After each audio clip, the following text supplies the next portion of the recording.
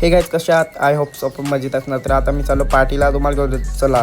तर मित्रांनो भावेश आणि गणेश भेटला. आदित्यला थांबलो ना, आदित्यला घेऊन निघलो. तर लगेच मित्रांनो आम्ही पोहोचलो बंदरावरती. लोकेशनवर गेलो, तुम्हाला भेटतो तर चला.